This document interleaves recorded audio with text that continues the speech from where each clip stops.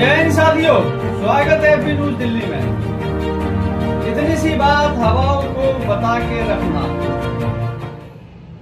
रोशनी होगी चिरागों को जलाए रखना, लहू देकर जिसकी हिफाजत की हमने, उस तिरंगे को आंखों में बसाए रखना। 79 इंडिपेंडेंस डेज, स्वतंत्रता दिवस की आप सभी को बहुत बहुत मुबारकबाद पेश करता हूं और साथ ही देश और देश की आवाम की लिए दुआ और कामना भी करता हूं। आज सेफी वेलफेयर एसोसिएशन दिल्ली ने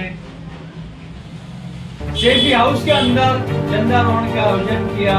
इसमें समाज सेवी दीदी भी आए और उन्होंने अपने ख्यालों से, अपने विचारों से अवगत कराया।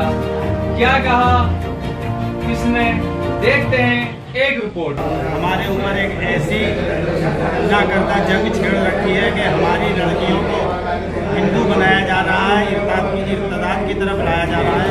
मेरी गुजारिश है तमाम मुस्लिम भाइयों से कि अपनी बेटियों में जहाँ बेटों की तरफ तवज्जो दे रहे हैं, बेटियों की तरफ भी तवज्जो दें कि वो रातों को कहाँ रहती हैं, नौकरी करती हैं, कॉल सेंटर में रहती हैं, हिंदू लड़कों से दोस्ती करती हैं, फिर उनसे शादी कर लेती हैं, फिर उसके बाद में 2-3 बच्चे होने के बाद में वो तलाक दे देते हैं।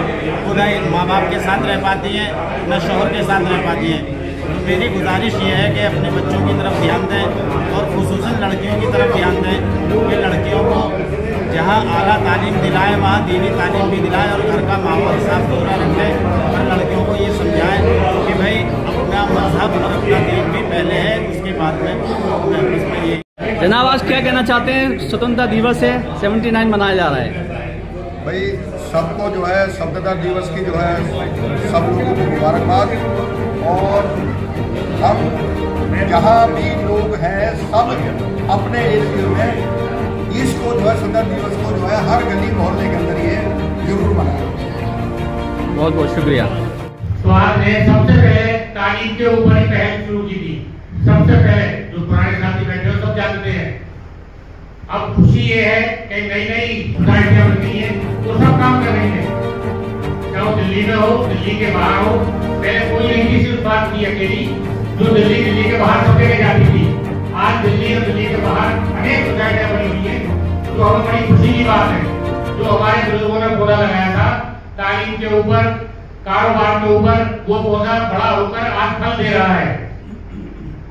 इतना हो गया है कि तालीम में हमारे बच्चे, पहले मैं खुद उस चीज का गवाह हूँ, MBA, BBA, MCA, BBA, MTech या MBA तो खबरें की है, ये कोई डर नहीं था। 1000, 2000, 4000 में एक आध कोई निकल गया, कहीं से बात लगे कुछ भाई नहीं। आज अल्लाह का शुक्र है आपके बच्चे, हमारे बच्चे सब पढ़ लिख रहे हैं और पढ़ लिख के आगे पहुंचे। लेकिन हाँ, जो अभी जैसे DSP साहब ने कहा, हमारे यहाँ स्कूल की कमी है। हम लोग जैसे शादी ब्याह में खर्च करते हैं, उनमें से पैसे बचा के कॉलेज में चले जाएं, स्कूलों में चले जाएं, इंस्टीट्यूट खोले जो बच्चे आगे बढ़े। हम सब ने कोरोना के मामले में देखा होगा कि क्या हाल हुआ था मुसलमानों के साथ। तो इसलिए सबको जरूरत है कि उस मामले में सब सोच अपनी बढ़ाएं, अपने बच्चों को आगे बढ़ाएं, शिक्षा के क्षेत्र में और मेडिकल के क्षेत्र में। सेक्रेटरी साहब, आज स्वाद जो है काम करने जा रही है। सेफी दिवस बनाया जाता है 6 अप्रैल को, इस बार भी क्या बनाया जाएगा? समाज के लिए बहुत इम्पोर्टेंट है। हमारे बुजुर्गों ने इस दिन के लिए बड़ी कुर्बानियाँ दी थी। हाजी खुदनू साहब, आज स्वतंत्रता दिवस पर क्या कहना चाहेंगे?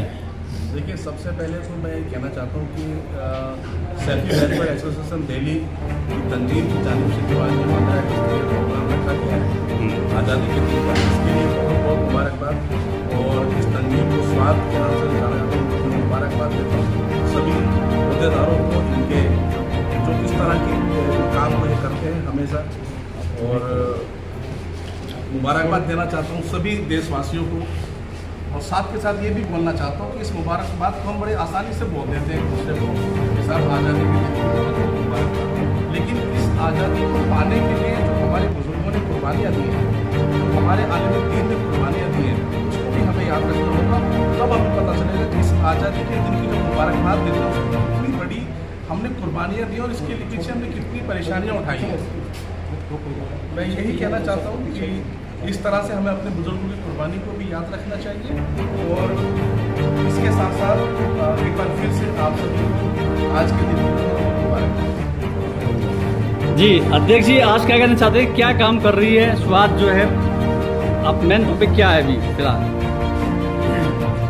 देखिए, स्वाद 1987 में बनी थी, जिसको कमोबेश 39-40 साल हो गए हैं। सबसे पहले इसने तालीम पे काम किया था, आज उसका असर देखने को मिल रहा है। और जो हम जश्न आज़ादी आज मना रहे हैं, इसमें मैंने एक किताब में पढ़ा था और बुजुर्गों ने सुना है, कमोबेश हमारे आलिमों ने 1,40,000 आलिमों ने शहादत दी थी, 1,40,000 जो मैंने पढ़ा है। लेकिन अब हमारी सरकारें इस तरह की हैं, हमें पीछे छोड़ती जा रही हैं, सबको निकालती जा रही हैं, कुछ बता नहीं रही हैं। लेकिन उसको हमें तो कहना ही पड़ेगा, बार बार हम बोलेंगे, कोई सुने ना सुने बोलते रहेंगे। शुक्रिया मास्टर साहब। मास्टर, आज की डेट में आप देखेंगे कि बच्चा जो है, युवा जो है, वो नशे की तरफ जा रहा है, क्या कहना चाहते हैं इसमें? नशे के बारे में जो हमारी युवा पीढ़ी है ना, वो नशे की तरफ ज़्यादा जा रही है। हम लोग अभियान चला रहे हैं इस पर। जब तक हमारी ये तालीम है ना, तालीम पे हम लोगों को ज़्यादा ध्यान देना पड़ेगा कि तालीम ही वो हथियार है तभी तकदीर बदलती है।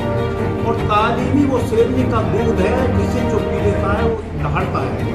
हमें तालीम की तरफ ज़्यादा ध्यान देना और अपने हमारे जो गार्जियन हैं अपने बच्चों पे विशेष तौर पे ध्यान देना है कि हमारे बच्चे 10-11 बजे के बाद में कहाँ बैठते हैं, किस जगह बैठते हैं और क्यों बैठते हैं। तो हमारे गार्जियंस की, हमारे बड़ों की कमी है, तो इस पर हमें विशेष ध्यान देना है। शुक्रिया। मोइन साहब, आप युवा हैं, नौजवान हैं, आप गवर्नमेंट सर्वेंट भी हैं, लेकिन युवा जो है एजुकेशन की तरफ अभी भी वो चीज़ नहीं आई है, क्या कारण रहा है? क्या कहते हैं युवा को, क्या मैसेज देना चाहते हैं युवाओं को? पहले बहुत पिछड़ा हुआ था, अब धीरे धीरे माशाल्लाह से तरक्की की तरफ आना शुरू हुआ है। और ऐसा नहीं है, शिक्षा के क्षेत्र में भी अपने झंडे गाड़ने शुरू किए हैं। हमारे बहुत से बच्चे MBBS, BDS इन क्षेत्रों में जा रहे हैं और टेक्निकल फील्ड में इंजीनियरिंग भी बीटेक वगैरह बहुत ज़्यादा कर रहे हैं। तो शिक्षा के क्षेत्र में एक जागृति आई है। और हमारी जो संस्था है स्वाद, इसने एक मिशन चलाया है कि शादी ब्याह में जो गैर शरई रस्में हैं उनको कम किया जाए और फिजूल खर्ची को रोका जाए और कम से कम पैसे में शादी की जाए और पैसे का इस्तेमाल शिक्षा के क्षेत्र में अपने बच्चों को तालीम दिलाने में किया जाए। शादियों में फिजूल खर्ची ना करके अपने बच्चों की शिक्षा को उस पैसे को लगाएं। इसी के साथ शिक्षा दिवस को बहुत बहुत बधाई। DSP साहब, आज की डेट में युवा जो है वो रातों को जागता है, दिल्ली में बैठता है, और खासतौर से मुस्लिम समाज, क्या कहते हैं? बिल्कुल आप सही कह रहे हैं। मैंने एक मेरठ में एक प्रोग्राम में गया, मैं एक शादी में, मैंने वहाँ मस्जिद में नमाज़ पढ़ने गया तो मैंने वहाँ देखा 2 चाय की दुकान थी, वहाँ बहुत कुर्सियाँ पड़ी हुई थी। मैंने इमाम साहब से पूछा ये क्या है? उन्होंने कहा साहब ये हमारे कौम, ये फजर तक यहाँ बैठेंगे, चाय पियेंगे और फजर की नमाज़ पढ़े बिना चले जाएंगे। तो ये हाल, अब वो जो रात भर जागेगा तो वो सुबह कितनी बजे तक सोगा? फजर पढ़ेगा नहीं। अगर फैक्ट्री वाला है तो वो फैक्ट्री में जाकर सोगा, अपने कैसे देखेगा। सर्विस वाला है तो यानी अपना जो काम उसको करना चाहिए, इसके साथ वो नहीं करना है। तो ये लानत है हमारे मन पर। बाकी अभी आपको बोला था कि गैर मुस्लिम इलाकों में वहाँ 10 बजे बाद उनको सुना देते हैं, वो अपने आराम से सुबह उठते हैं तो तो वही आगे बढ़ेगी ना, जो अल्लाह के रसूल को बताए रास्ते में चलेगी। हमें मेहनत करनी चाहिए, गार्जियंस को साथ साथ हमें सामाजिक लोगों को भी राज के तस्वीर गलियों में निकल जाना चाहिए और उनको धोखा करके उड़ाना चाहिए, तो असर होगा। शुक्रिया। नफीस साहब, आज कांग्रेस पार्टी के जिला अध्यक्ष जो हैं वो साइकिल यात्रा कर रहे हैं, क्या मकसद है, क्या टारगेट है उनका? देखिए, तिरंगा यात्रा वो निकाली है दिल्ली प्रदेश कांग्रेस कमेटी के मैदान में। भाई देवेंद्र यादव जी भी वहाँ हैं, आज दिल्ली प्रदेश कांग्रेस कमेटी के अध्यक्ष हैं हमारे, राजकुमार जैन जिला अध्यक्ष हैं हमारे। तिरंगा यात्रा एक मैसेज है कि सर्व समाज का बलिदान हिंदुस्तान की आज़ादी में है। तिरंगा है, तिरंगे का मतलब क्या है? सभी के रंग शामिल है ना उसमें, हर तरह का। ये गुरुद्वारा देखा खूबसूरत, ये गुलदस्ता है हिंदुस्तान का, इसमें सभी के रंग भरे है ना। तो इसीलिए एक तिरंगा यात्रा से एक मैसेज है कि उस भारत के झंडे में सभी के रंग आते हैं। जनाब, आज क्या कहना चाहते हैं? स्वतंत्रता दिवस है, 79 मनाया जा रहा है, सबको जो है स्वतंत्रता दिवस की जो है सब लोगों को मुबारकबाद। और हम जहाँ भी लोग हैं सब अपने एरिया में इसको जो है स्वतंत्रता दिवस को जो है हर गली मोहल्ले के अंदर ये जरूर मनाएं। बहुत बहुत शुक्रिया हाफिज साहब। स्वतंत्रता दिवस और आज़ादी की लड़ाई में बड़ा योगदान रहा है मुस्लिम समाज का, लेकिन आज मुस्लिम समाज को जो है वो दरकिनार किया जा रहा है, क्या कहना चाहते हैं? देखिए, ये मुस्लिम समाज को दरकिनार जो किया जा रहा है इसमें कुछ खामियां तो हमारी भी हैं। दूसरे हमारे जो बरसरे इक़्तिदार तबका है वो इतनी नफरत और तासुब रखता है कि वो हमारी तारीख को, हमारे इतिहास को मिटाना चाहता है, हमारी हर निशानी को मिटाना चाहता है, हमारे मकाबिर, मसाजिद और हत्ता के हमारे ऊपर एक ऐसी ना करता जंग छेड़ रखी है कि हमारी लड़कियों को हिंदू बनाया जा रहा है, इर्ताद की तरफ लाया जा रहा है।